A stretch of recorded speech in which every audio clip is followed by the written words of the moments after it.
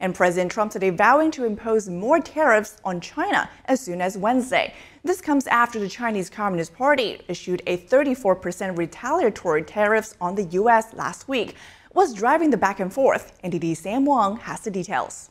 With China, as you know, against my statement, they put a 34% tariff on above what their ridiculous tariffs were already. Hundreds of billions of dollars a year they'd make on us on trade, and it shouldn't be that way. President Trump on Monday vowing to impose an additional 50% tariffs on Chinese imports.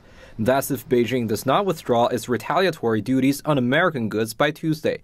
Additionally, Trump wrote on Truth Social, quote, "All talks with China concerning their requested meetings with us will be terminated." With that, he added that negotiations between the U.S. and other countries will begin immediately. When you look at the trade deficit that we have with certain countries, way over $1 billion per country. But with China, it's $1 trillion. And unless we solve that problem, I'm not going to make a deal. According to the White House, the upcharge would come on top of the more than 50% tariffs already put in place. That means the total U.S. duties on Chinese imports could soar past 100% in the coming days. President Trump unveiled his wide-ranging tariffs last week on what he called Liberation Day. This will be indeed the golden age of America. It's coming back, and we're going to come back very strongly. Officials said the duties are partially aimed at reducing U.S. trade deficit, bringing back manufacturing, and tackling unfair trade practices by the Chinese Communist Party. These are long-time issues going back even before Congress issued permanent normal trade relations status for China.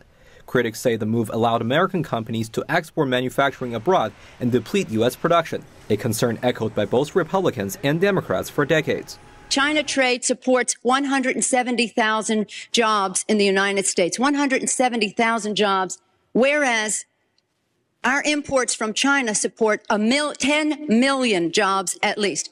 Fact is that U.S.-China trade is a job loser. Worth noting, foreign-made pharmaceuticals are exempt from reciprocal tariffs, but President Trump says he plans to impose levies on medications with the goal of bringing production back to the United States. China currently dominates the sector. Aside from taxing China directly, the White House also imposed a secondary 25% tariff on countries that buy crude oil from Venezuela. China is currently the world's largest buyer of Venezuelan oil. Meanwhile, Trump also imposed duties on Cambodia, Vietnam, Laos, and Mexico, all of which are countries used by China to circumvent U.S. tariffs. Sam Wang, NTD News, Washington, D.C.